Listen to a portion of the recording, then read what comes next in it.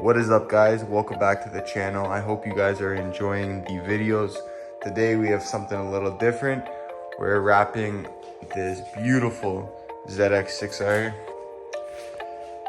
We're using teckwrap with this. This is the first time I have ever touched teckwrap. I normally wouldn't, but it is someone I know.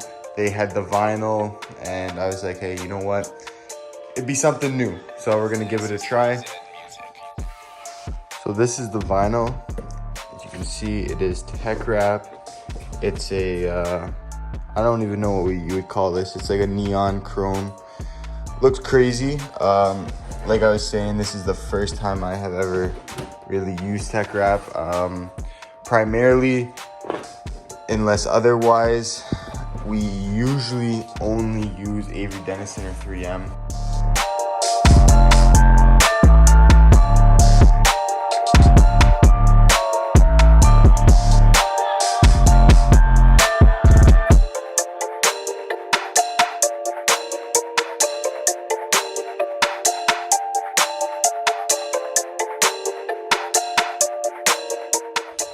Alright guys, so we already went ahead and we tackled the back part of the bike. You can see it looks insane. It's all about inlays. We tried messing around with this vinyl without inlays on certain spots, and there is absolutely no play. It is a very cheap vinyl. I have a roll of Avery Dennison chrome, and we were kind of comparing them.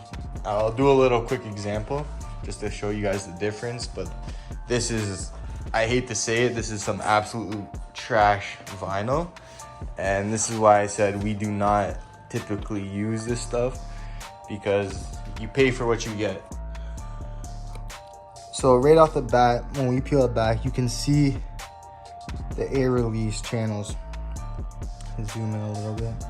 You can see all the air release channels in it. Very thin. It still is thicker than your typical gloss vinyls or satin vinyls, but it's still a chrome film. Where then we get to the teckwrap. So with the teckwrap, it does feel like very plasticky. It doesn't feel like a vinyl. It feels more industrial. Where the Avery Dennison, you know, it wants to stretch. You know, you can form it a little bit better. All right, you get it around the corner. It feels more like a vinyl. For this is just cheap. You know, you go to form it, it won't form. It doesn't want to really form around. As you can see here, some of the foil, the chrome, is actually separating from the vinyl backing itself. I was looking online, doing a little research on this material, as I haven't used it ever before, and it is very difficult.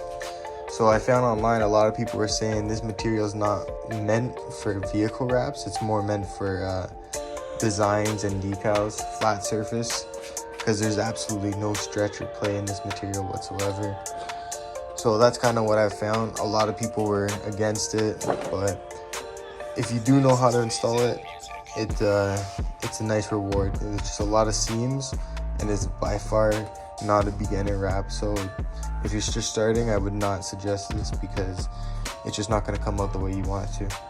All right guys, so we got the entire back part of the tail done. You can see now we're just working on the tank, which is going to be quite a challenge. This has no play whatsoever. Good Josh, just to kind of show, even when you heat it, doesn't really want to form too much, not too much play, and like we're really heating this material, so unfortunately it's you know, we're trying to make it look as seamless as possible, but especially on motorcycles, it's in chrome, you're gonna have to put quite a many seams. But as you can see, you know, we got a seam, that's one piece, that's one piece, right? This is actually two pieces. All right guys, so we have both sides of the tank almost finished. I'm thinking what we're gonna do is we're gonna break it off, and I'm gonna put another seam down here on both sides, probably a seam in the middle because it's gonna have the tank protector. I told the client he's gonna have to pick up a new one, so that's gonna cover that seam, and then we'll just do one big seam on the face. I already went ahead and put a black metallic inlay right there because I already know this chrome is not going to want to fit.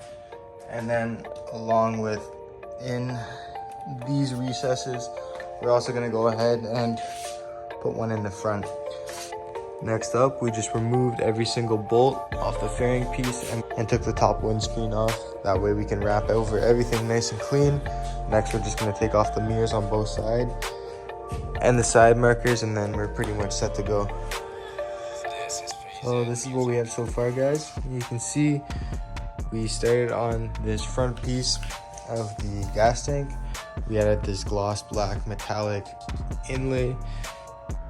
We have the exact same thing on the other side. So we're gonna go ahead and lay the top piece and have the inlay running across the top. That way we can kind of idolize this curvature in the gas tank to hide both of the inlays.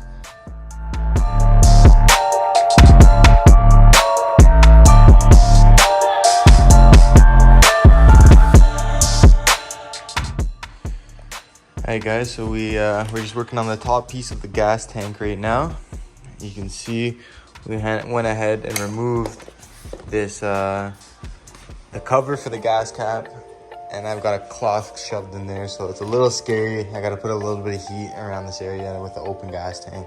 Just gotta be mindful, but you can see how brittle this material is. It just doesn't really wanna, this is a fairly flat surface, and it still is giving us a pain. Doesn't want to do what it's supposed to do. So I'm gonna go ahead and work this all in, and I'll give you guys an update once this piece is done, and you'll have a good idea on what the whole tank's gonna look like. You can see we got it all done up nice. We added another inlay piece right in the middle, and this is the last piece.